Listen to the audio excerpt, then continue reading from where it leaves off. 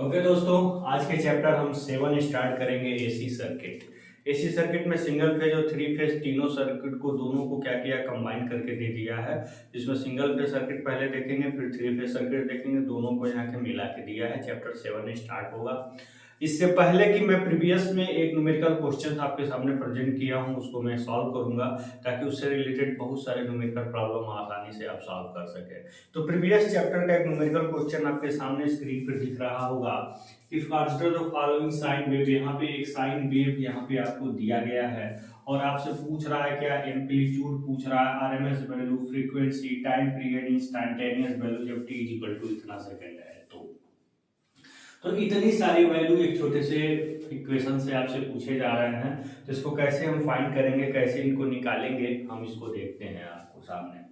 तो सबसे पहले यहाँ पे हमें क्या बताना है, एम्पलीट्यूड बताना है। एम्पलीट्यूड को मैंने डिफाइन किया था और मैंने आपको एम्पलीट्यूड के संदर्भ में यह बात बताई थी कि अगर कोई अल्टरनेट करंट अगर इस तरह से मूव कर रहा है तो किसी भी डायरेक्शन में जो उसकी मैक्सिमम वैल्यू होती है उसी को हम क्या कहते हैं, एम्पलीट्यूड कहते हैं। अगर इसको हम कंपेरिजन कराएं वोल्टेज के मानक इक्वेशन से तो हमको मिलेगा, दिया गया लिखेंगे, गिवन इक्वेशन तो वही है। तो आप स्टैंडर्ड इक्वेशन जानते हैं, क्या जानते हैं, standard equation v equal to V M sine omega T होता है, ये बात आप जानते हैं। तो यहाँ से जब कंपेरिजन आप कराएंगे तो वी एम इक्वल टू क्या होगा, 353.5 वोल्ट।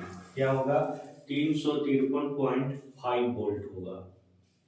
ठीक है, तो ये आपकी मैक्सिमम वैल्यू होगी। इसी को ही हम क्या कहेंगे, एम्पलीट्यूड कहेंगे। इसको ही क्या कहेंगे, हम एम्पलीट्यूड कहेंगे। ठीक है, यही आपका क्या है, वीएम है।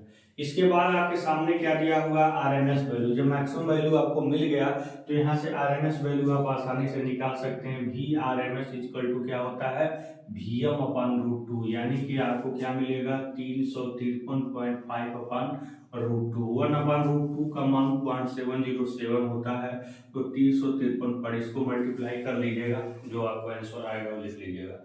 इससे पहले कि मैं बता दूं आप सभी विद्यार्थियों को कि आपके पास एक साइंटिफिक कैलकुलेटर होना चाहिए। 82 MS का अलाउ है, एग्जाम में भी ले जा सकते हैं। अगर डिफरेंट या डिफिकल्ट न्यूमेरिकल क्वेश्चन आपके सामने दे दिया गया तो बिना कैलकुलेटर के आप सॉल्व नहीं कर सकते। जिस तरह से आप मैकेनिक्स अदर सब्जेक्ट में एक साइंटिफिक कैलकुलेटर एप्लीकेबल होता है, उसी तरह से बेसिक इलेक्ट्रिकल में भी होता है, क्योंकि इसमें भी क्वेश्चन होते हैं मेरे प्यारे दोस्तों। इस प्रकार से आरएमएस वैल्यू आप फाइंड कर लिए। फिर आपके सामने एक चुनौती है फ्रीक्वेंसी निकालने की। तो आप तुलना जब करेंगे तो ओमेगा इक्वल टू क्या मिलेगा, ओमेगा इक्वल टू क्या मिलेगा, 314। ओमेगा इक्वल टू होता क्या है, 2 पाई एफ इक्वल टू 314। तो मेरे प्यारे दोस्तों, मैं आपको ये बात बता दूं कि ये omega equal to 2 pi F हम लिखते कैसे हैं, ये आता कहाँ से है, इसको मैं समझा देने की कोशिश करूंगा। जैसे आप जानते हैं क्या है, ये है आपका एंगुलर वेलोसिटी। क्या है आपका, एंगुलर वेलोसिटी। इसको हम हिंदी में क्या कहते हैं, कोणीय वेग। क्या कहते हैं, कोणीय वेग। कोणीय वेग क्यों कहते हैं, क्योंकि ये भी दूरी बट्टे चाल बराबर दूरी बट्टे समय होता है ना, ये भी आपका डिस्टेंस अपॉन टाइम का ही फार्मूला है। इसका भी आप वेग इसलिए कहते हैं क्योंकि डिस्टेंस अपॉन टाइम ही इसमें भी है, लेकिन डिस्टेंस जो है ना वो एंगल में है, इसीलिए इसको एंगुलर वेलोसिटी कहते हैं। जो हमारी वेलोसिटी होती है सीधे डिस्टेंस अपॉन टाइम होती है, तो जो आपका डिस्टेंस होता है वो मीटर में होता है, लेकिन यहाँ जो डिस्टेंस होगा वो किस में होगा, एंगल में होगा। कोई अगर पार्टिकल है जो एक एंगुलर मतलब अपने एक्सिस पे एक एंगल क्रिएट करते हुए अगर मूव कर रही है तो उसका क्या निकालते हैं, हमेशा उसका हम निकालते हैं एंगुलर वेलोसिटी। तो आपका वेलोसिटी है, लेकिन जो आपका डिस्टेंस है वो थीटा में है और नीचे टाइम रहेगा ही रहेगा, इसीलिए इसको एंगुलर वेलोसिटी कहते हैं मेरे प्यारे दोस्तों। तो यहाँ देखिएगा थीटा मतलब ये है कि पर्टिकुलर टाइम में कितना एंगल रोटेट कर रहा है, यही यहाँ पे लिखना है। तो हम देखते हैं कि अगर एक साइकिल कंप्लीट, एक साइकिल की बात करें तो इसमें टोटल समय कितना लगता है, टी। एक साइकिल पूरा करने में जो समय लगता है उसी को आवर्तकाल कहते हैं, वही टाइम होता है टी। अब पूरा एक साइकिल में जो अल्टरनेट क्वांटिटी है वो 0 से कहाँ तक जाती है, 2 पाई तक, यानी कि 360 तक। यहाँ से मान लीजिए अल्टरनेट क्वांटिटी घूमते घूमते फिर यहीं पे आई थी, कितना एंगल घूमी, 2 पाई, 360 डिग्री तक घूमी। तो अगर हम एक पर्टिकुलर टाइम पीरियड की बात करें तो उस टाइम पीरियड में कितना एंगल रोटेट करती है अल्टरनेटिंग क्वांटिटी, तो 2 पाई एंगल रोटेट करती है। कितना? 2 पाई एंगल। आप देखते ही हैं, तो यहाँ से 2 पाई और 1/t, ये 1/t हो गया, तो 1/t को ही हम क्या करते हैं? फ्रीक्वेंसी।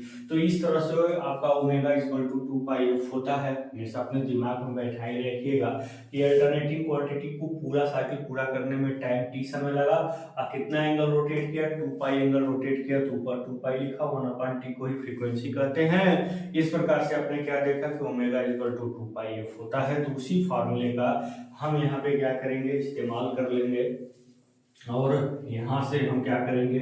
अपनी फ्रीक्वेंसी फाइंड कर लेंगे, जो हमें क्वेश्चन में क्या कर रहा है? पूछा जा रहा है। तो यहाँ से फ्रीक्वेंसी ऑफ इक्वल टू क्या होगा? 314/2 पाई होगा, तो 314/2 इंटू पाई मतलब 3.14 हो गया भाई। ठीक है, तो इसको इससे काट दीजिए। तो जब आप इसको इससे काटेंगे तो कितना आ जाएगा? आपका 100 आ जाएगा, और 100/2 को क्या करेंगे? 50, यानी कि आपकी फ्रीक्वेंसी कितनी आई?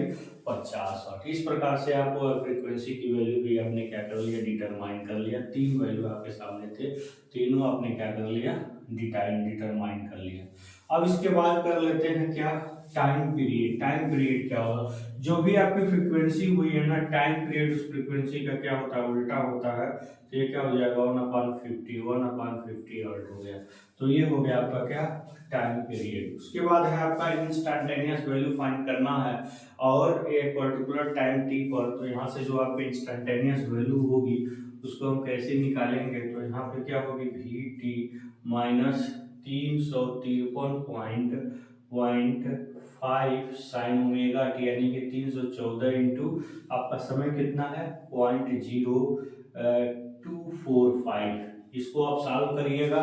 साइन के वैल्यू कैलकुलेटर से निकालिएगा, फिर मल्टीप्लिकेशन करिएगा, तो जो भी वैल्यू आपको मिलेगा वही क्या कहलाएगा? इंस्टैन्टेनियस वैल्यू कहलाएगा। किसी पर्टिकुलर टाइम पे जो भी मान यहाँ पे मिलेगा उसी मान को हम क्या कहते हैं दोस्तों? इंस्टैन्टेनियस वैल्यू कहते हैं। तो इस प्रकार से आपने सारे वैल्यूज को एक छोटे से साइन वेव से आपने फाइंड किया। तो मैंने एक तरीका बताया, एक प्रैक्टिकली अप्रोच बताया कि कैसे आप इन चीज़ों को डिटरमाइन करेंगे, फाइंड करेंगे। इतने में ही आप सीमित नहीं रहेंगे, आपको इससे ज़्यादा क्वेश्चन सॉल्व करने हैं, क्योंकि आपको एक पकड़ बनानी है ऐसे सर्किट में, ताकि कोई भी न्यूमेरिकल क्वेश्चन नहीं पूछ जाए तो है मेरे प्यारे दोस्तों, आप उसको अच्छे से क्या कर सके? सॉल्व कर सके। तो आज के चैप्टर शुरू करने से पहले प्रीवियस चैप्टर का एक छोटा सा न्यूमेरिकल क्वेश्चन था, जिसको मैंने आपके सामने एफिशिएंटली प्रेजेंट करने का मैंने प्रयास किया, ताकि चीज़ें आपके समझ में अच्छे तरीके से आ जाएं। ठीक है, तो अब मैं आगे बढ़ रहा हूँ और देखता हूँ कि आगे की चीज़ें क्या है। अब मैं आगे चैप्टर्स है एसी सर्किट, इसमें सिंगल फेज और 3 फेज दोनों को क्या किया गया है? कंसिडर किया गया है। इससे पहले हम थोड़ा सा जे ऑपरेटर के बारे में बता दूंगा, क्योंकि जे ऑपरेटर से रिलेटेड बहुत सारे टर्म आगे आएंगे जिसको आप करने में, समझने में आपके लिए दिक्कत होगी। इसलिए हम जे ऑपरेटर, जिसको हम क्या करते हैं? डेल ऑपरेटर, उसको हम अच्छे तरीके से समझने का पहले कोशिश कर लेंगे, तब हम फिर आगे फ्लो करेंगे, तब हम आगे फिर जाएंगे। ठीक है, तो चलिए हम आपको बता रहे हैं अब क्या जे ऑपरेटर। जे ऑपरेटर क्या होता है? तो बेटा चैप्टर 7 एसी सर्किट स्टार्ट करने से पहले हम जे ऑपरेटर को थोड़ा बहुत चर्चा कर लेते हैं कि जे ऑपरेटर क्या होता है। उसके बाद हम एसी सर्किट का डिटेल एनालिसिस करेंगे। जे ऑपरेटर का बेसिकली जो वैल्यू होती है वो होती है -1। जैसे आप कॉम्प्लेक्स नंबर में पढ़ते हैं, आपकी आई की वैल्यू क्या होती है? अंडर रूट में आई की वैल्यू आप पढ़ते हैं कि अंडर रूट में आई की वैल्यू क्या होती है? -1 होती है। तो सेम ऐसे ही यहाँ पर भी हमें जे की वैल्यू जो होती है अंडर रूट में, वो क्या होती है? -1 होती है दोस्तों। ठीक है बेटा, नहीं इसको अंडर रूट में -1 अगर कहीं है तो उसको हम क्या करते हैं? माइनस जे आई करते हैं। तो उसी तरह से अगर अंडर रूट में -1 है तो जे की वैल्यू क्या है, क्योंकि हम इसको एसी सर्किट में यूज कर रहे हैं, इसका नाम हम यहाँ पे क्या कर दिए, चेंज कर दिए। इसका नाम आई से हमने क्या कर दिया, जे कर दिया। तो जे का रियल मतलब आपका क्या है, अंडर रूट में -1। अगर यहाँ पे हम जे स्क्वायर करें तो क्या हो जाएगा, -1 हो जाएगा। तो जहां जे स्क्वायर देखेंगे वहां पर क्या लिख देंगे, -1। तो जे ऑपरेटर क्या बताता है, कोई भी क्वांटिटी है अगर उसमें जे का मल्टीप्लाई कर दिए तो उस क्वांटिटी को 90 डिग्री एंटी क्लॉकवाइज रोटेट करा देता है, सीधा सा मतलब यही है। तो मान लीजिए ये आपकी कोई भी क्वांटिटी है, यहाँ पे कोई भी क्वांटिटी अगर वोल्टेज है, करंट है या इंडक्टिव रिएक्टेंस है, कुछ भी है, तो यहाँ पे आपकी न्यूमेरिकल वैल्यू होगी, जैसे हम +1 को रिप्रेजेंट करें, और ये आपकी इसमें जब जे का मल्टीप्लाई करेंगे तो इसको क्या करेगा, 90 डिग्री रोटेट करा देगा। पुनः जब इसमें जे का मल्टीप्लाई करेंगे तो यहाँ पे क्या हो जाएगा, जे स्क्वायर। जे स्क्वायर का मान क्या होता है, -1। फिर इसमें जे का गुणा करेंगे तो क्या हो जाएगा, जे क्यूब। जे क्यूब का मतलब क्या हो जाएगा, -j। जे क्यूब का मतलब क्या हुआ, -j। तो ये आपका होता है क्या, ये आपका होता है पूरा ये जे ऑपरेटर से रिलेटेड कोऑर्डिनेट। इसमें क्या होते हैं, जब भी किसी क्वांटिटी में आप जे का मल्टीप्लाई करेंगे तो समझिए उसको वो क्या किया, 90 डिग्री एंटी क्लॉकवाइज उसको क्या कर देता है दोस्तों, रोटेट करा देता है। तो अगर मान लीजिए कि हम इसमें 2 + 3j को रिप्रेजेंट करना चाहें, इसमें 2 + 3 यानी कि 2 क्या है, फर्स्ट कोऑर्डिनेट का ये कॉम्प्लेक्स नंबर है, तो यहाँ पे 2 को रिप्रेजेंट करना है तो ये आपका प्लस है, ये आपका माइनस है। तो 2 को रिप्रेजेंट करना है तो मान लीजिए 1 और 2 ये हो गया, और +3j यानी कि प्लस में हमको 3 जाना है, 1j 2j 3j। तो यहाँ पे ये जो पॉइंट आपको मिलेगी ना, ये पॉइंट यही आपको रिप्रेजेंट करेगी 2 + 3j को। ठीक है। अगर मान लीजिए कि आपको -2 -3j को रिप्रेजेंट करना है, तो -2 यानी कि हम यहाँ पे चलेंगे तो यहाँ -1 -2, ठीक है। तो ये पॉइंट आपको क्या करेगी, -2 को रिप्रेजेंट करेगी, या फिर -3j 1 2 1 2 3 ये हो गई आपकी -3j। यहाँ पॉइंट हम लाएंगे तो रिप्रेजेंट करेगी -2 -3j। इस प्रकार से इस तरह के जो कॉम्प्लेक्स नंबर होंगे उसको इस कोऑर्डिनेट में हम क्या कर सकते हैं, रिप्रेजेंट कर सकते हैं। डेल ऑपरेटर कुछ भी नहीं है, क्वांटिटी में जो मल्टीप्लाई उसको करेंगे तो वो उसको एंटी क्लॉकवाइज 90 डिग्री क्या करा देगी, रोटेट करा देगी दोस्तों। तो मान लीजिए कि अगर कोई वेक्टर है आपके सामने, तो इसके बारे में बस एक इंट्रोडक्शन है, आपके शायद सिलेबस में इसको मेंशन नहीं किया है, मैं आपको सिर्फ इसलिए इसको बारे में समझा रहा हूँ, इसके बारे में बस मैं इसलिए बता रहा हूँ, कहीं पर इसका यूज आ गया न्यूमेरिकल क्वेश्चन सॉल्व करने में तो आप परेशान हो जाएंगे, इसलिए इनको समझना जानना बहुत जरूरी होता है। तो यहाँ पे हमेशा ध्यान दीजिए कि जे स्क्वायर का मान क्या होता है, -1। जे कुछ नहीं है, एक ऑपरेटर है जो क्वांटिटीज को ऑपरेट करने का काम करता है। तो अगर मान लीजिए कि कोई आपका वेक्टर है, ठीक है, मान लीजिए अगर कोई एनी क्वांटिटी है, कोई आपका वेक्टर है a + gb, ठीक है, लेट ए क्वांटिटी, कोई मान लीजिए आपकी क्वांटिटी है, क्या है, a + gb के फॉर्म में है, क्या है, a + gb। तो अगर इसको हम ट्रिगोनोमेट्रिक फॉर्म में अगर रिप्रेजेंट करना चाह रहे हैं ना, तो इसका हम एक रिजल्टेंट निकालेंगे √में a² + b², ठीक है, ये इसका रिजल्टेंट होगा, शुरू से ही आप पढ़ते चले आए हैं, जिसको हम मापांक कहते हैं। अगर फिर अब हम इसका एक पूर्णांक निकालेंगे और वो क्या होगा, b/a, जो भी यहाँ पे j की वैल्यू है उसको ऊपर और जो यहाँ पे न्यूमेरिकल कांस्टेंट दिया है उसको नीचे। तो यहाँ से हम थीटा की वैल्यू हमेशा निकालेंगे, tan इनवर्स क्या आएगा, b/a, एक कैलकुलेटर से हम फाइंड करेंगे। तो इसका जो ट्रिगोनोमेट्रिक फॉर्म होगा ना, जो इसका ट्रिगोनोमेट्रिक फॉर्म होगा दोस्तों इस वेक्टर का, वो होता है क्या, हमेशा जो भी रिजल्ट आया है cos θ + j sin θ, ठीक है। और थीटा की वैल्यू यहाँ पे हम पुट करते हैं r, यहाँ पे cos θ की वैल्यू पुट करते हैं tan इनवर्स b/a, ठीक है।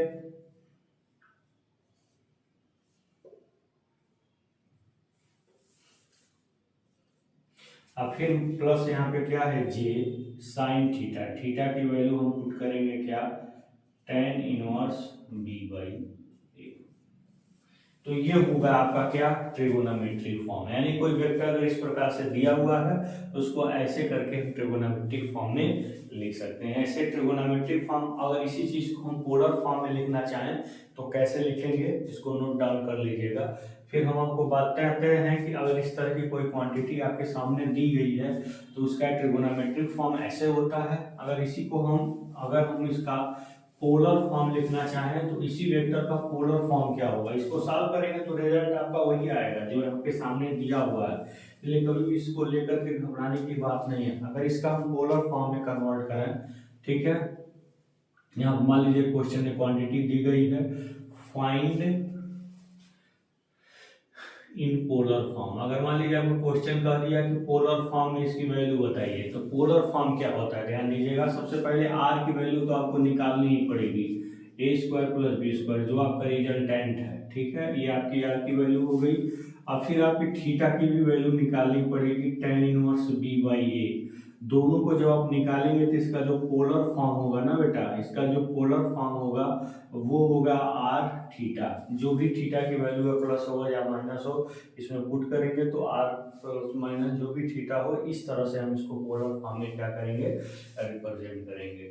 अब इसका जो लास्ट फॉर्म है जिसको हम एक्सपोनेंशियल फॉर्म कहते हैं, उसको भी हम देख लेते हैं। इस प्रकार डेल ऑपरेटर को प्रेजेंटेशन, और फिर आपने इसको देख लिया, तो अगर हम इसको एक्सपोनेंशियल फॉर्म इसका हम लिखना चाहें या एक्सपोनेंशियल फॉर्म आपको हम बताना चाहें, इसका एक्सपोनेंशियल फॉर्म जो होता है E is equal to, exponential form होता है क्या, जो भी आपका रिजल्ट है, रिजल्टेंट है R इंटू ए पर प्लस माइनस जे थीटा, ये होता है इसका एक्सपोनेंशियल फॉर्म। अब where R is equal to क्या होता है, अभी अभी आपने निकाला, where R is equal to क्या है, अंडर रूट में A square plus B square, और थीटा क्या है, tan inverse B upon A. इस फॉर्म में अगर लिखना चाह रहे हैं, अब ये जे आपका प्लस है तो प्लस, जे अगर माइनस है तो माइनस, यानी कि अगर यहाँ पे माइनस है तो नीचे माइनस हो जाएगा, प्लस है तो प्लस हो जाएगा। तो इस प्रकार इस फॉर्म को हम क्या करते हैं, इस फॉर्म को हम करते हैं एक्सपोनेंशियल फॉर्म। तो हम किसी वेक्टर को इस तीनों फॉर्म में, ट्रिगोनोमेट्रिक, पोलर और एक्सपोनेंशियल फॉर्म में इस प्रकार से क्या कर सकते हैं, रिप्रेजेंट कर सकते हैं। कभी कभी आपके क्वेश्चन भी इसी फॉर्म में दिए होते हैं, तो उसको उठा के इस फॉर्म में भी हम क्या करते हैं, कन्वर्ट करके अपने क्वेश्चन को क्या करते हैं दोस्तों, सॉल्व करते हैं। तो ये सारी बातें आपको ऐसे नहीं समझ में आएगी। एक छोटा सा प्यारा सा न्यूमेरिकल क्वेश्चन आपके सामने लिखते हैं, फिर इन सारे फॉर्म को आपके सामने प्रेजेंट करेंगे। तो चलिए चलते हैं छोटे से न्यूमेरिकल क्वेश्चन के साथ। इन सारी बातों को समझते हुए हम आपको बताने जा रहे हैं, क्वेश्चन लिखना है आपके बोर्ड पे, ठीक है। 5 + 12 जे को निम्न फॉर्म में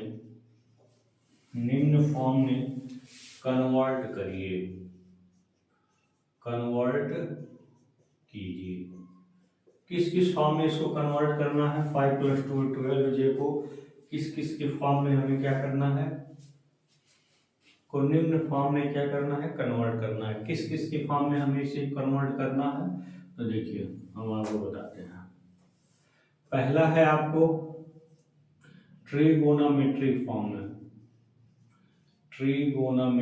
फॉर्म,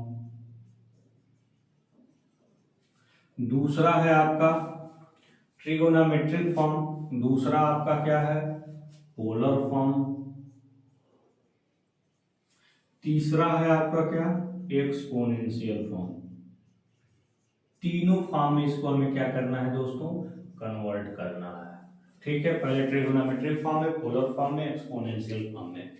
न्यूमेरिकल अप्रोच में कभी कभी इस फॉर्म में क्वेश्चंस आपको दे दिए जाएं तो आप डिस्टर्ब ना हो, अपना माथा ना पकड़े, अपना सर ना पकड़े, अपना सर ना फोड़े, आप डिस्टर्ब ना हो, इधर उधर ना तड़फे। इसलिए मैं इन बातों को बता रहा हूँ। अगर सिलेबस में मेंशन नहीं है तो इसका मतलब ये नहीं, इसकी जरूरत नहीं है। आपको कहीं भी क्वेश्चन दे सकता है। अभी आगे आप पढ़ेंगे इंडक्टिव कैपेसिटिव रिएक्टेंस में, उसमें आपको देखने को मिलेगा ये कैसे इसका R + jx हम यूज करेंगे, सब कुछ है, बिल्कुल चिंता करने की बात नहीं है। आगे इनका जबरदस्त यूज है, इसलिए मैं इनको बता रहा हूँ। तो पहले हम ट्रिगोनोमेट्रिक फॉर्म देखते हैं। तो मान लीजिए कि ये वेक्टर जो दिया हुआ है, मान लीजिए वोल्टेज का वेक्टर दिया हुआ है, ठीक है, 5 + 12 जे को। अब इसको हमें इस फॉर्म में बदलना है, तो मॉड्यूलस आप मान लीजिए ये किसका वेक्टर है, ये आपका भी वोल्टेज भी का वेक्टर है, ठीक है। तो इसको हमें क्या बताना है, ट्रिगोनोमेट्रिक फॉर्म में बताना है। तो पहले हम आर निकालेंगे तो क्या होगा, अगर वोल्टेज कर देता तो भी निकालते, तो क्या हो जाएगा, 5 × 5 = 25 बराबर है 44, 169 क्या आया 13। आर की वैल्यू आई, थीटा निकाल लेते हैं, tan इनवर्स b/a करके 12/5। इसके लिए आपको क्या लगाना है, साइंटिफिक कैलकुलेटर, जिसको मैं आपको चिल्ला चिल्ला करके कई बार बताया हूँ। तो साइंटिफिक कैलकुलेटर आप जरूर खरीद लीजिए, बिना साइंटिफिक कैलकुलेटर से आपका कल्याण होने वाला नहीं है वत्स। तो यहाँ भी मैंने मोबाइल में साइंटिफिक कैलकुलेटर क्या कर लिया है, डाउनलोड कर लिया है। तो आपको 82 ms का लेना है, ये वाला नहीं, ये वाला लोगे तो दिमाग से चला जाएगा। तो ये हो गया आपका। इसमें आपको कहीं दिख रहा होगा, आप ध्यान से कैमरे में आप ध्यान से देखेंगे तो आपको सारी बातें क्लियर हो रही होंगी, आप देख रहे होंगे। इसमें आपका tan इनवर्स है, इसमें आपको tan इनवर्स यहाँ पे दिख रहा है, यहाँ पे लेकिन ऊपर है, यानी कि शिफ्ट दबाना पड़ेगा। शिफ्ट दबाएंगे तो आ जाएगा आपका क्या, आपका आ जाएगा tan इनवर्स। tan इनवर्स के आगे हम ब्रैकेट बनाएंगे, एक ब्रैकेट बनाएंगे, इसमें लिखेंगे 12 भागा भागा भागा भागा 5 लिखेंगे। ब्रैकेट आपके सामने हम यहाँ पे क्या कर रहे हैं दोस्तों, बंद कर रहे हैं। आपको एक रिजल्ट मिल रहा है 67.38। क्या मिल रहा है, 67.38, देख लीजिए 67.38 मिल रहा है। नहीं दिख रहा वो क्लियर था, मोबाइल अपना लीजिए, उसमें इंस्टॉल करिए, फिर उसमें इस वैल्यू को निकाल करके देखिए, ठीक है।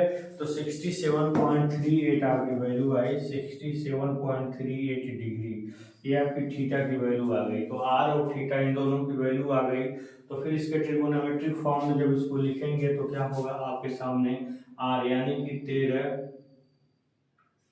cos थीटा, थीटा की जगह पे क्या है 67.38, ठीक है, 67.38 अब प्लस जे साइन 67.38, ठीक है। तो ये हो गया आपका cos 67.38 प्लस जे साइन 67.38। तो ये आपका जो फॉर्म निकला ना, यही फॉर्म क्या कहलाएगा, आपका ट्रिगोनोमेट्रिक फॉर्म कहलाएगा। फिर इसी चीज को अगर पोलर फॉर्म में इसको लिखना चाहेंगे तो हो जाएगा 13, और फिर ये आगे ये जो एंगल आया है ये लिख देंगे। और फिर इसका एक्सपोनेंशियल फॉर्म अगर लिखना चाह रहे हैं तो जो वैल्यू आया और ई जे थीटा, तो जे थीटा की वैल्यू क्या आई 67.38 जे, ऐसे लिख लीजिए, क्या करना है। तो ये हो गया आपका exponential form, polar form, trigonometric form. इसी चीज को ऐसे हम क्या करेंगे दोस्तों, रिप्रेजेंट करेंगे। इस प्रकार से आपको जे ऑपरेटर समझ में आ गया कि जे ऑपरेटर इज नथिंग, किसी भी क्वांटिटीज में अगर जे ऑपरेटर को मल्टीप्लाई करते हैं तो उसको 90 डिग्री एंटी क्लॉकवाइज रोटेट करा देता है। इसका सीधा मतलब यही है। आप वेक्टर्स को इस प्रकार से इसमें रिप्रेजेंट कर सकते हैं, जो कि जे के फॉर्म में है। बहुत सारे क्वांटिटीज आएंगे जे के फॉर्म में, जिसको हम रिप्रेजेंट करेंगे। तो अब हम चैप्टर्स के अंदर प्रवेश करते हैं। प्रवेश करने से पहले कुछ डिफाइनिंग टर्मिनोलॉजी को हम एक्सपेक्ट करेंगे, एक्सप्लेन करेंगे, तब हम अपने सर्किट्स के अंदर प्रवेश करेंगे दोस्तों। तो इसके साथ ही मैं अगले चैप्टर के कुछ डिफाइनिंग टर्मिनोलॉजी को पहले एक्सप्लेन करने का प्रयास करूंगा, उसके बाद फिर हम चैप्टर्स के अंदर प्रवेश करेंगे। और बहुत इंटरेस्टिंग होने वाला है, इन चीज़ों को मैं बहुत ही रोचक बनाने वाला हूँ दोस्तों। बस आप बने रहिए, साथ निभाइए, आखिर देखिए क्या क्या कयामत आता है यहाँ पे। तो अब हमको जो भी डिफाइनिंग टर्मिनोलॉजीज लिखनी है, पहले उसको टॉपिक हम लिख लेते हैं, और फिर उस एक एक टॉपिक को हम क्या करेंगे, एक्सप्लेन करेंगे दोस्तों। तो दोस्तों हम बात करने वाले हैं किस किस के विषय में, हम बात करने वाले हैं रिएक्टेंस। सबसे पहले हम देख लेते हैं कंडक्टेंस।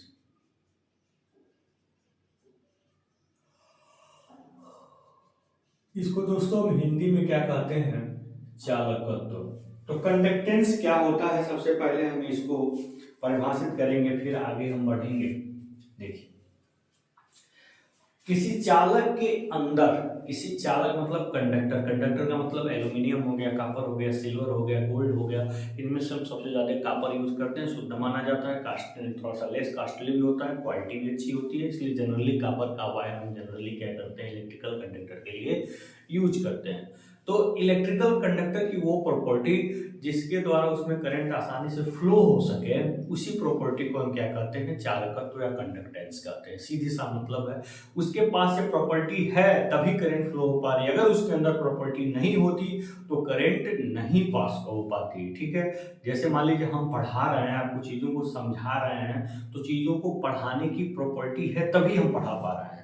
तो कंडक्टर में करंट अगर फ्लो हो रही है तो उसके अंदर वो प्रॉपर्टी है तभी करंट फ्लो हो पा रही है, तो उसी प्रॉपर्टी का जो नाम है उसी को हम क्या कहते हैं, कंडक्टेंस कहते हैं। यानी कि धारा के प्रवाह में सहायक जो प्रॉपर्टी है, धारा के प्रवाह में फ्लो ऑफ करंट के हेल्प में जो प्रॉपर्टी है वही क्या है, कंडक्टेंस है। और तब रेसिस्टेंस जस्ट इसका उल्टा होता है, वो प्रॉपर्टी कंडक्टर की जो करंट के फ्लो का अपोज करती है, विरोध करती है। रेसिस्टेंस यानी कि जो आपकी कंडक्टेंस होगी वो रेसिस्टेंस की क्या होगी दोस्तों, अपोजिट होगी, रेसिप्रोकल होगी। जिसको हम क्या कह सकते हैं, किसी किसी ध्यान दीजिए, किसी कंडक्टर मटेरियल का, किस मटेरियल का, किसी कंडक्टर मटेरियल का, किसी कंडक्टर मटेरियल का वह प्रॉपर्टी, कौन सा प्रॉपर्टी, वह प्रॉपर्टी जिससे जिससे उसमें जिससे उसमें करंट इजीली फ्लो हो सके, जिससे उसमें करंट इजीली फ्लो हो सके, क्या कहलाता है, कंडक्टेंस कहलाता है। क्या कहलाता है, कंडक्टेंस कहलाता है। किसी कंडक्टर मटेरियल का वो प्रॉपर्टी जिसमें उसमें करंट इजीली फ्लो हो सके, या जिसके कारण उसमें करंट आसानी से प्रवाहित हो सके, उसी को हम क्या कहते हैं, उसी को ही हम क्या कहते हैं, कंडक्टेंस कहते हैं। ठीक है, तो आप लिखेंगे इसका मात्रक क्या होता है, इसका मात्रक क्या होता है, महो होता है। इसका मात्रक क्या होता है, महो होता है। और ये क्या है, यह क्या है, यह रेसिस्टेंस का क्या है, यह रेसिस्टेंस का व्युत्क्रम होता है। ये रेसिस्टेंस का क्या होता है, व्युत्क्रम होता है। ठीक है, रेसिस्टेंस आर का क्या होता है, रेसिस्टेंस आर का क्या होता है, रेसिस्टेंस का क्या होता है, व्युत्क्रम होता है। ठीक है, यहाँ लिखेंगे यदि यदि कंडक्टेंस जी हो, यदि कंडक्टेंस जी हो तो जी इक्वल टू क्या होगा, 1/r। तो आर का मतलब, आर का मात्रक क्या होता है, ओम होता है ना, तो इसी का उल्टा कर दीजिए तो यम या चो हो जाएगा। यानी कि अगर हम यूनिट की बात कर रहे हैं तो क्या हो जाएगा, महो हो जाएगा। क्योंकि रेजिस्टेंस का उल्टा होता है तो ओ या एम का उल्टा करेंगे तो क्या हो जाएगा, एम एच ओ महो हो जाएगा। तो रेजिस्टेंस का उल्टा यानी कि आपका कंडक्टेंस का मात्रक क्या होता है, महो होता है। हमेशा रेजिस्टेंस का क्या होता है, व्युत्क्रम होता है। तो ध्यान दीजिएगा, ठीक है, समझ में आ गया होगा। तो ये तो हो गया आपका कंडक्टेंस, जो रेसिस्टेंस के क्या होता है दोस्तों, उल्टा होता है। तो रेसिस्टेंस को इस प्रकार से डिफाइन कर सकते हैं कि चालक मटेरियल की वो प्रॉपर्टी जिससे वो करंट फ्लो का अपोज करता हो, जिसमें करंट आसानी से फ्लो ना हो रही हो, करंट फ्लो का क्या होता है, अपोज करता है, उसी को हम क्या कहते हैं दोस्तों, रेसिस्टेंस कहते हैं।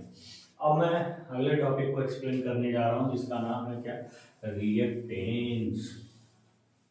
ठीक है, अब आगे हम देखते हैं, आपके सामने मैं प्रदर्शित करने जा रहा हूँ, प्रेजेंट करने जा रहा हूँ, और उसका नाम है रिएक्टेंस। तो आपके सामने नेक्स्ट टॉपिक मैं आपको समझाने जा रहा हूँ, क्या है, रिएक्टेंस। रिएक्टेंस, इसको हम कहते हैं क्या, प्रतिघात। क्या कहते हैं इसको, प्रतिघात। ठीक है, इसको हम प्रतिघात कहते हैं। इसको मैं एक्सप्लेन करने जा रहा हूं क्या होता है प्रतिघात, देखते हैं। अब अगर रिएक्टेंस देखो क्या होता है, इसको डिफाइन करते हैं। किसी एनर्जी स्टोरिंग एलिमेंट जैसे इंडक्टर है, कैपेसिटर है, उसके द्वारा करंट के मार्ग में जो अप्रोच क्रिएट किया जाता है, जो विरोध उत्पन्न किया जाता है, उसी को ही हम क्या कहते हैं, रिएक्टेंस कहते हैं। जिसको लिख सकते हैं किसी किसी एनर्जी स्टोरिंग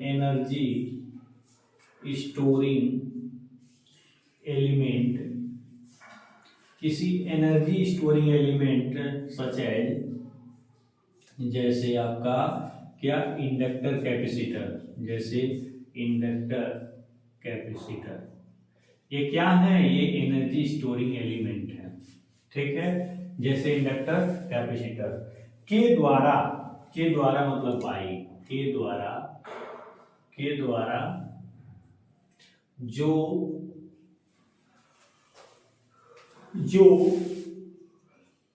करंट के वे मतलब मार्ग में, करंट के वे में अपोज का मतलब विरोध, ठीक है, अपोज उत्पन्न किया जाता है, उत्पन्न मतलब जनरेट, ठीक है,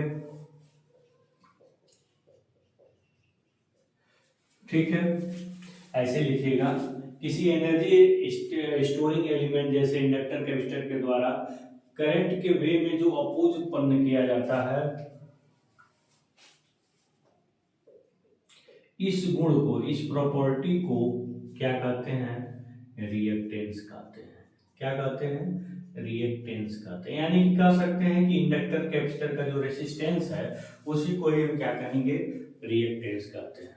ठीक है,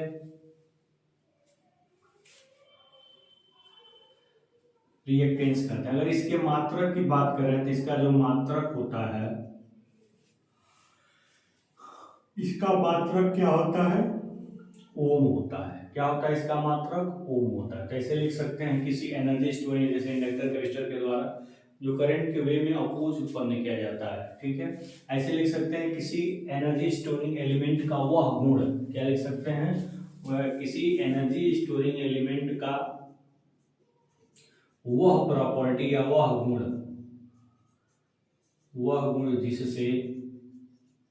जिससे करंट के वे में अपोज उत्पन्न किया जाता है, क्या कहलाता है, रिएक्टेंस कहलाता है। ऐसे लिख सकते हैं, क्या कहलाता है, ऐसे भी वैसे भी लिख सकते थे, ऐसे भी लिख सकते हैं, क्या कहलाता है, रिएक्टेंस कहलाता है। क्या कहलाता है, रिएक्टेंस कहलाता है। ठीक है, इसका मात्रक क्या होता है दोस्तों, इसका मात्रक ओम होता है। किसी एनर्जी स्टोरिंग एलिमेंट जैसे इंडक्टर कैपेसिटर का वो प्रॉपर्टी जिससे करंट के वे में अपोज उत्पन्न किया जाता है, क्या कहलाता है, रिएक्टेंस कहलाता है। और इसका मात्रक क्या होता है दोस्तों, इसका मात्रक ओम होता है। हमेशा ध्यान रखिएगा। मान लीजिए करंट फ्लो हो रही है और इसके मार्ग में आपके सामने क्या आ गया, इंडक्टर आ गया। क्या करंट फ्लो हो रही है, इसके मार्ग में क्या आ गया, कैपेसिटर आ गया, इंडक्टर आ गया, करंट क्या हो रही, फ्लो हो रही है। तो ये इंडक्टर जो इसके करंट के मार्ग में जो अपोज क्रिएट करेगा ना, उसी को हम क्या कहेंगे, रिएक्टेंस कहेंगे। अगर इंडक्टर ये अपोज क्रिएट कर रहा है तो इंडक्टिव रिएक्टेंस, अगर एक कैपेसिटर इसके मार्ग में अपोज क्रिएट कर रहा है तो क्या कहलाएगा, कैपेसिटिव रिएक्टेंस। इस प्रकार से ये आपका रिएक्टेंस दो प्रकार का होता है। ऐसे लिख सकते हैं, रिएक्टेंस निम्न दो प्रकार का होता है। रिएक्टेंस कितने प्रकार का होता है, रिएक्टेंस निम्न दो प्रकार का होता है, दो प्रकार का होता है। रिएक्टेंस निम्न दो प्रकार का होता है। एक होता है आपका, पहला होता है क्या, इंडक्टिव रिएक्टेंस। पहला क्या होता है, इंडक्टिव रिएक्टेंस। इंडक्टिव रिएक्टेंस जिसको हम क्या कहते हैं, एक्सएल। क्या कहते हैं, एक्सएल। तो आपका ये क्या हो गया एक्सेल। तो इंडक्टिव रिएक्टेंस को एक्सेल से रिप्रेजेंट करते हैं। अगर इसको हम परिभाषित करना चाहें तो हम परिभाषित कैसे करेंगे, किसी इंडक्टर का वह गुण, किसी इंडक्टर का, ध्यान दीजिएगा, किसी इंडक्टर का वह प्रॉपर्टी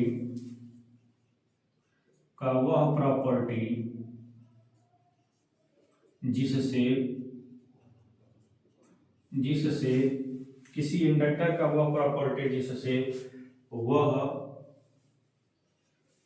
करंट के मार्ग में, जिससे वह करंट के वे में, जिससे वह करंट के वे मतलब मार्ग, करंट के मार्ग में क्या करता है, एक प्रकार का अवरोध उत्पन्न करता है। अवरोध का मतलब बाधा। किसी इंडक्टर का प्रॉपर्टी जिससे वो करंट के मार्ग में अपोज उत्पन्न करता है, अपोज क्रिएट करता है। क्या करता है, अपोज क्रिएट करता है, मतलब बाधा उत्पन्न करता है, अपोज क्रिएट करता है। क्या कहलाता है, इंडक्टिव रिएक्टेंस कहलाता है। क्या कहलाता है, इंडक्टिव रिएक्टेंस कहलाता है, इंडक्टिव रिएक्टेंस कहलाता है। ठीक है, इसको किससे प्रदर्शित करते हैं, इसको एक्सएल से क्या करते हैं, प्रदर्शित करते हैं, प्रदर्शित करते हैं। क्या करते हैं, एक्सएल से प्रदर्शित करते हैं। तो यहाँ से एक्सएल इक्वल टू क्या हो गया, एक्स इक्वल टू क्या हो गया, 2πfl, ये फार्मूला होता है। और 2πf को ही क्या करते हैं, ओमेगा एल की मात्रा क्या है इसका, ओम। तो इस प्रकार से ये हो गया इंडक्टिव रिएक्टेंस। इंडक्टर के रेसिस्टेंस को क्या कहते हैं, इंडक्टिव रिएक्टेंस। इंडक्टर करंट के मार्ग में जो अपोज क्रिएट करता है, जो विरोध उत्पन्न करता है, उसी का नाम क्या है, इंडक्टिव रिएक्टेंस। उसी को हम क्या कहते हैं, इसको हिंदी में कहते हैं बेटा प्रेरकीय प्रतिघात, प्रेरकीय प्रतिघात। क्या कहते हैं, प्रेरकीय प्रतिघात। ठीक है, तो यहाँ अब हम इसके आगे बात करते हैं क्या, कैपेसिटिव रिएक्टेंस के बारे में। कैपेसिटिव रिएक्टेंस देखते हैं, कैपेसिटिव रिएक्टेंस क्या होता है। क्या हम बात करेंगे, कैपेसिटिव रिएक्टेंस। इंडक्टिव रिएक्टेंस तो हो गया इंडक्टर के द्वारा, कैपेसिटिव रिएक्टेंस में और कुछ नहीं है, बस कैपेसिटर के द्वारा। यही बात जो इंडक्टर में हमने लगाया था, उसी चीज को हम क्या लगा देंगे, कैपेसिटर लगा देंगे। तो अब हम बात करने जा रहे हैं किसके विषय में, कैपेसिटिव रिएक्टेंस के बारे में। क्या बात करेंगे, कैपेसिटिव रिएक्टेंस। तो अगला हमारा दूसरा है रिएक्टेंस में, कैपेसिटिव रिएक्टेंस। इसको हम क्या कहते हैं, अब देखिए कैपेसिटिव रिएक्टेंस क्या होता है। इसको हम कहते किसे हैं, ठीक है, किसी कैपेसिटर का, किसी कैपेसिटर का वह प्रॉपर्टी, किसका, कैपेसिटर का वह प्रॉपर्टी जिससे वह क्या करता है, जिससे वह करंट के मार्ग में अपोज क्रिएट करता है, जिससे वह फ्लो करंट के, फ्लो हो रहे करंट को, फ्लो करंट के वे में, वे मतलब मार्ग में अपोज क्रिएट करता है, अपोज क्रिएट करता है। ठीक है, क्या कहलाता है, कैपेसिटिव रिएक्टेंस कहलाता है। कैपेसिटिव रिएक्टेंस, कैपेसिटिव रिएक्टेंस कहलाता है। ठीक है, क्या कहलाता है, कैपेसिटिव रिएक्टेंस कहलाता है। इसको हम क्या करते हैं, इसको एक्सएल से क्या करते हैं, इसको एक्सएल से क्या करते हैं, एक्ससी से, या ध्यान देना एक्सएल तो वो था, इसको एक्ससी से क्या करते हैं, प्रदर्शित करते हैं। ठीक है, इसको एक्स सी से क्या करते हैं दोस्तों, प्रदर्शित करते हैं। इसको एक्स सी से हम क्या करते हैं, प्रदर्शित करते हैं। ठीक है, एक्स सी इक्वल टू होता क्या है, अगर एक्स सी की इसका मात्रक अगर देखेंगे तो क्या होगा, इसका मात्रक क्या होगा, इसका मात्रक ओम होता है। इसका मात्रक क्या होता है, ओम होता है। तो एक्स सी इक्वल टू क्या है, 1/2 पाई एफ सी। इसको हम कह सकते हैं ओमेगा सी। मात्रक क्या है इसका, ओम। ठीक है, ये हो गया आपका एक्स। तो इंडक्टिव रिएक्टेंस है क्या, कैपेसिटिव रिएक्टेंस है क्या, अगर कोई करंट मान लीजिए फ्लो हो रही है और इसके मार्ग में आपने कैपेसिटर लगा दिया है, तो कैपेसिटर इसके मार्ग में जो अपोज क्रिएट करेगा उसी को ही हम क्या कहते हैं, कैपेसिटिव रिएक्टेंस कहते हैं। दोस्तों अगर ये इसके मार्ग में अपोज क्रिएट कर रहा है तो करंट तो परमानेंटली परफेक्टली ब्लॉक तो हो नहीं रही है, करंट जिससे होके पास हो रही है। इसका मतलब इस कैपेसिटर के अंदर अपने अंदर से होकर करंट को पास करने की भी प्रॉपर्टी है, विरोध करने की प्रॉपर्टी है। तो कैपेसिटिव रिएक्टेंस और पास हो रही है, अगर इसके अंदर करंट को पास करने की भी प्रॉपर्टी है, तो इसके अंदर करंट को पास करने की जो प्रॉपर्टी है ना, उस प्रॉपर्टी को हम कहते हैं कैपेसिटिव ससेप्टेंस। क्या कहते हैं उसको, कैपेसिटिव ससेप्टेंस। क्या कहते हैं दोस्तों, कैपेसिटिव ससेप्टेंस। उसी तरह से अगर हम इंडक्टर लगा देंगे तो इंडक्टर करंट के मार्ग में तो अपोज करेगा थोड़ा बहुत, फिर भी करंट उससे होकर के पास हो जा रही है, इसका मतलब उसके इस गुण को हम क्या कहेंगे, इंडक्टिव ससेप्टेंस। यानी कि ससेप्टेंस क्या है, रिएक्टेंस का उल्टा व्युत्क्रम। ठीक उसी प्रकार जिस प्रकार से कंडक्टेंस रेसिस्टेंस का उल्टा हुआ करता था, उसी प्रकार जो ससेप्टेंस होता है वो रिएक्टेंस का उल्टा होता है दोस्तों। तो ये हो गया आपका कैपेसिटिव रिएक्टेंस। और फिर हम आगे बात कर लेते हैं, इसका नाम होगा इम्पीडेंस। क्या होता है इम्पीडेंस, उसको हम समझ लेते हैं, तब हम अपने एसी सर्किट की दुनिया में प्रवेश करेंगे और पहले टॉपिक के हम रूबरू होंगे, उसको समझेंगे, जानेंगे, उसके ग्राफ को बनाएंगे और मजा लूटेंगे। ठीक है, तो हम आपको अब बताने जा रहे हैं, इसका नाम है इम्पीडेंस। तो प्रतिबाधा ये क्या होती है, ये भी एक प्रकार का विरोध ही है, ये भी एक प्रकार का रेसिस्टेंस ही है। तब हम बात करने चल रहे हैं इम्पीडेंस। इसको हम क्या कह रहे हैं, प्रतिबाधा। क्या कह रहे हैं इसको, इम्पीडेंस। इसको हम क्या कह रहे हैं, प्रतिबाधा। तो इम्पीडेंस ये शब्द है कहां से, ये होता कहां से है, ये इसको हम समझ लेते हैं पहले। तो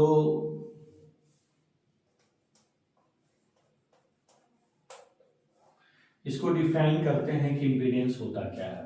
मान लीजिए किसी सर्किट में आपका रेसिस्टेंस भी है, आपका इंडक्टेंस भी है और एक्ससी भी है, तीनों है या दो है। मान लीजिए कोई दो है, ये चाहिए, ये कोई दो है या तीनों। तो ये बताइए, ये भी करंट के मार्ग में अपोज क्रिएट करेगा, ये भी करंट के मार्ग में अपोज करेगा, ये भी करंट के मार्ग में अपोज करेगा, यानी तीनों मिलके करंट के मान के अपोज करेंगे। यानी कि इन तीनों का कोई एक परिणामी इंपीडेंस रेसिस्टेंस होगा जो क्या करेगा, करंट के मार्ग में अपोज या विरोध उत्पन्न करेगा। तो इन तीनों का जो रिजल्टेंट होता है ना, मतलब रेसिस्टेंस और रिएक्टेंस का जो रिजल्टेंट होता है ना, उसी को क्या कहते हैं, इंपीडेंस कहते हैं। यानी तीनों का मिला करके एक जो रेसिस्टेंस सर्किट में एक्टिव होता है, रिजल्टेंट होता है, उसी को ही हम क्या कहते हैं, इंपीडेंस कहते हैं। तो देखिए ध्यान से दोस्तों, इंपीडेंस क्या है, सीधे लिख सकते हैं रेसिस्टेंस, रेसिस्टेंस और क्या, रिएक्टेंस। रेसिस्टेंस और रिएक्टेंस के रिजल्टेंट को, किसको, रिजल्टेंट को क्या कहते हैं, इम्पीडेंस कहते हैं। क्या कहते हैं, इम्पीडेंस कहते हैं। ठीक है। इसको इसको किससे प्रदर्शित करते हैं? जेड से। इसको जेड से प्रदर्शित करते हैं, इसको जेड से प्रदर्शित करते हैं। इसका मात्रक ओम होता है। इसका मात्रक क्या होता है? ओम होता है।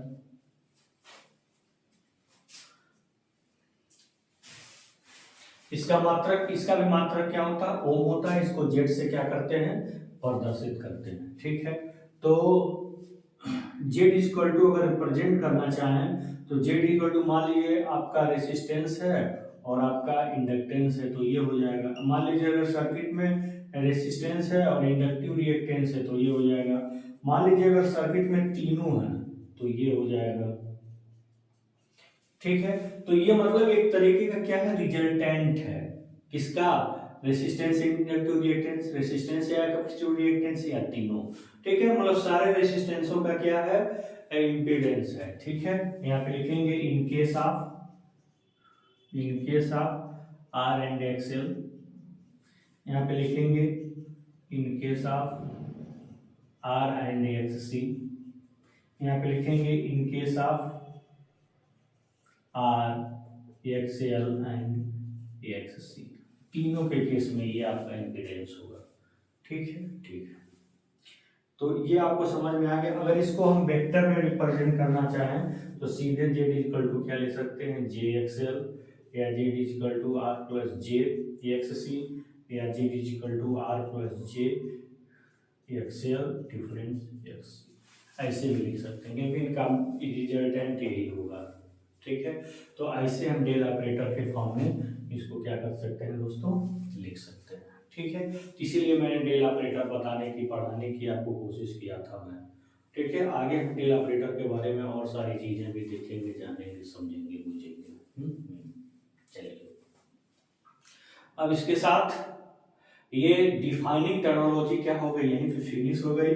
कुछ बातें और भी हैं जिनको हम शॉर्ट में समझाने की कोशिश करेंगे। तो उसके बाद हम इसी सर्किट की दुनिया में क्या करेंगे दोस्तों? प्रवेश करेंगे।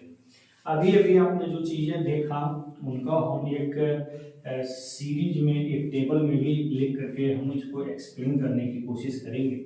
जैसे मान लीजिए यहाँ पे आपने एक चीज लिखा, ये चीज आपने लिखा क्या? रेसिस्टेंस, रेसिस्टेंस आर, इसका व्युत्क्रम। फिर क्या? रिएक्टेंस, तो रिएक्टेंस, इसका व्युत्क्रम दो प्रकार का, एक्ससी और आपका मतलब ध्यान दीजिएगा इंडक्टिव रिएक्टेंस, इंडक्टिव रिएक्टेंस, ये क्या? Capacitive reactance. ठीक है। फिर तीसरा आपने क्या देखा? इम्पीडेंस। तो यहाँ पे ये हो गई आपकी क्या? क्वांटिटीज। जितनी भी बातें हम आपको बता रहे हैं क्या है? क्वांटिटीज। अगर हम इसके रेसिप्रोकल की बात करें, इनका जो रेसिप्रोकल होता है वो क्या होता है? तो रेसिस्टेंस का रेसिप्रोकल क्या होता है दोस्तों? कंडक्टेंस। यानी कि आपका क्या होता है? G equal to 1/R। अगर रिएक्टेंस की बात करें तो क्या होता है? ससेप्टेंस। क्या होता है? ससेप्टेंस। स्पेलिंग देख लीजिएगा, ससेप्टेंस।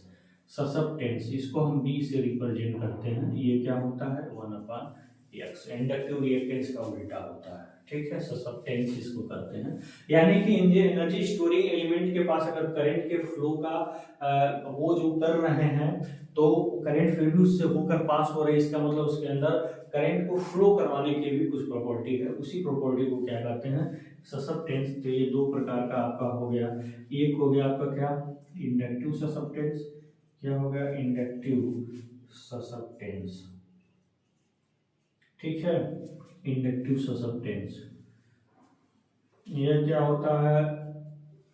ठीक है। इंडक्टिव ससेप्टेंस, इसको हम क्या कहेंगे? एक्सी, चाहे जो भी हो, इसको बी एक्स भी कह सकते हैं। तो ये हो गया आपका बी एक्स। ये क्या होता है? 1/XL का उल्टा होता है। फिर अगर हम कैपेसिटिव ससेप्टेंस की बात करेंगे कैपेसिटिव ससेप्टेंस की अगर हम बात करेंगे तो क्या हो जाएगा, बी सी ए क्या हो जाता है 1/XC है। अब फिर हम इम्पीडेंस की अगर हम बात करें तो जेड इज इक्वल टू, अगर इसके उल्टा की हम बात करें तो वो होता है एडमिटेंस। क्या होता है, एडमिटेंस। इसको वाई से रिप्रेजेंट करते हैं, वो इम्पीडेंस का क्या होता है, उल्टा।